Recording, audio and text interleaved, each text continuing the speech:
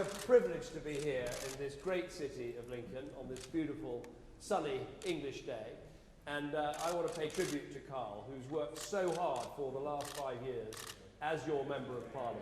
He really has delivered for Lincoln. The new upgraded station, the important work that's going to go ahead on the bypass, the fact there are businesses and investment taking place here in Lincoln. He speaks up for you, he works for you, and I hope that in 2 weeks' time you'll send him back to the House of Commons as your Member of Parliament.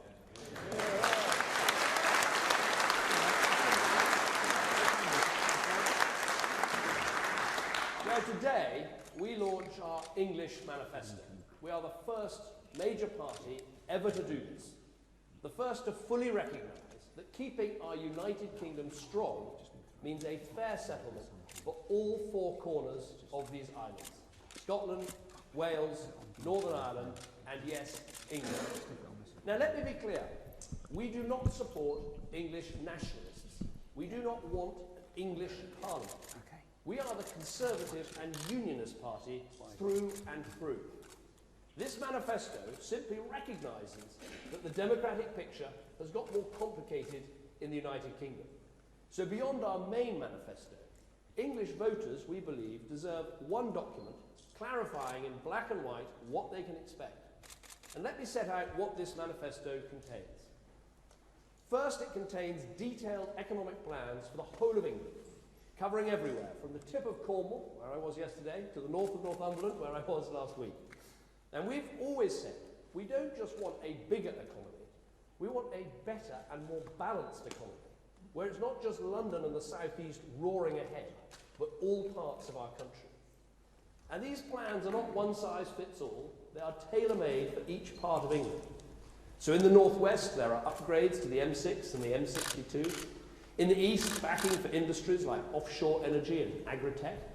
In Yorkshire, a focus on advanced manufacturing and financial services.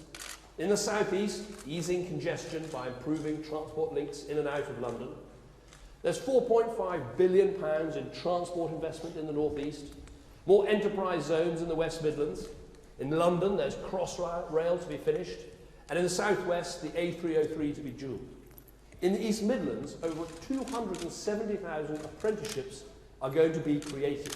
That's to add to the 135,000 more people in work in the East Midlands than when I became Prime Minister 5 years ago. So this is about every single part of England sharing in our success. And that in turn is about working people across our country sharing in our growing economy. Getting the chance to work, to do an apprenticeship, to take home more pay, to know your children have good opportunities in life. It's about something that goes to the heart of why we are Conservatives, giving you security at every stage of your life. Now that's why this manifesto also contains some clear guarantees on all those things that are decided in England. Because when it comes to Scotland's schools, Holyrood decides. Healthcare in Wales, that's down to the Senedd. Housing in Northern Ireland, that of course is handled by Stormont. But on all these areas in England, Westminster still has responsibility. So here in this manifesto, we can set out some firm guarantees to English voters. On the NHS, our guarantee is to increase spending in England every year and to provide 7 days a week access to your GP and to continue to invest in our life-saving cancer drugs fund. The bottom line is that the NHS will be there for you and your family when you need it, backed up by a strong and growing economy.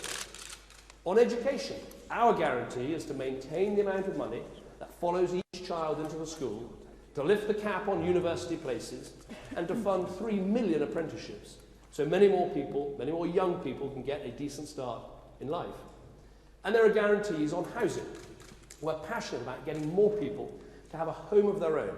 So across England, we'll extend the right to buy to housing association tenants.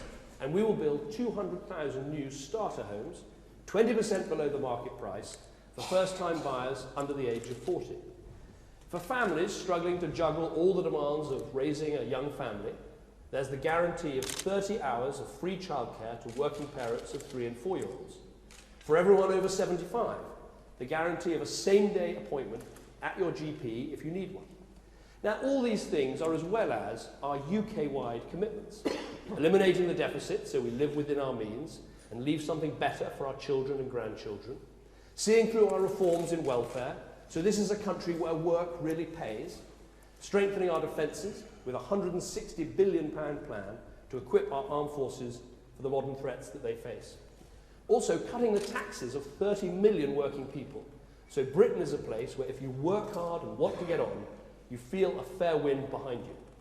Like I said, security at every stage of your life.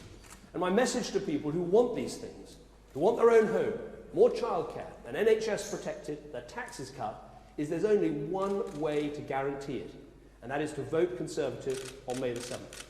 A vote for anyone else makes an Ed Miliband SNP government more likely, which would put all of these things at risk. Only a strong Conservative government will deliver for you and your family. And there's something else that we will deliver. English votes for English laws.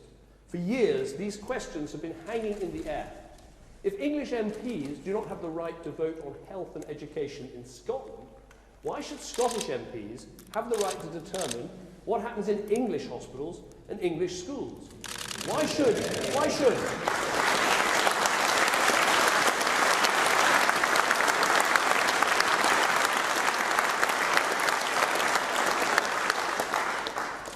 a Member of Parliament be able to determine something which will not personally affect them or their constituents, but which affects the lives of millions of others? How is that fair? And last September, those questions became even more urgent. We made a vow after the Scottish referendum to devolve more powers to Scotland, and I'm proud that we're keeping that vow. Soon the Scottish Parliament will be voting to set its own levels of income tax, and rightly so, but that has clear implications. English MPs will be unable to vote on the income tax paid by people in Aberdeen and Edinburgh, while Scottish MPs are able to vote on the tax you pay in Birmingham, Canterbury, Leeds or Lincoln. It is simply unfair. And with English votes for English laws, we will put it right. And I want to pay a real tribute to what William Hague has done. He's worked incredibly hard to find a solution that will keep the House of Commons together. That isn't some purist, over-neat solution that ends up creating more problems in the long run, but it is actually a balanced and fair way forward. The solution we're setting out today gives English MPs the decisive say on matters affecting England while preserving an essential parity between all members of Parliament. Now, in a moment, I'll hand over to William to lay out more of the detail on what these changes mean and when a Conservative government would make them. But let me end on this very important point. English votes for English laws is not about fragmenting the UK. It's not about division and difference and pulling apart. It's about making our United Kingdom stronger. Because if you have basic constitutional unfairness like we've had, if you have the people in one part of the UK feel like they're getting a raw deal, then resentment festers. And that undermines the bonds and the fellow feeling that are the basis of our United Kingdom. It's not always easy to broach these questions, but long term it is the right thing to do. Because I want our United Kingdom to stick together, to keep taking on the world together, and English votes for English laws is a vital part of that. That's why we need a Conservative majority government to see this through. If you want to end this unfairness in Westminster, you have to vote Conservative. And now, over to William, a brilliant politician, a great servant of this party and our country, for exactly what we're going to do. William.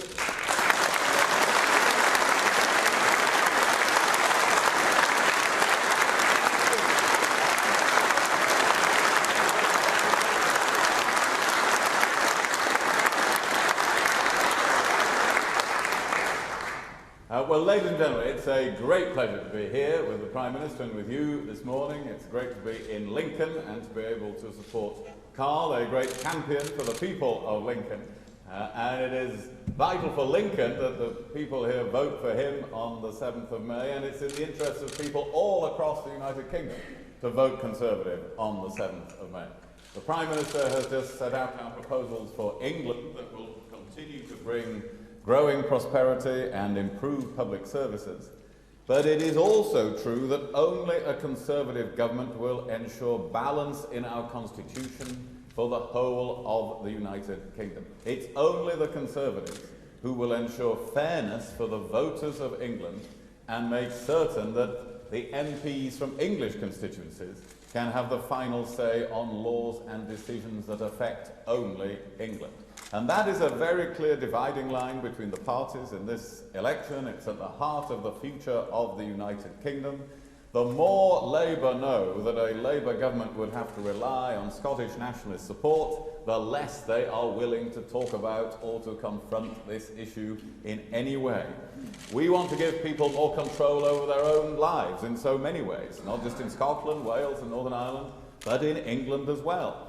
And that's why, on top of more decentralisation and localism in the next Parliament, the completion of the Northern Powerhouse, the plans for the Midlands in our manifesto, which include record investment in transport, growth deals across the country, the empowerment of neighbourhoods and parishes, on top of all of that, a Conservative government would go further to ensure fairness and accountability for the voters of England.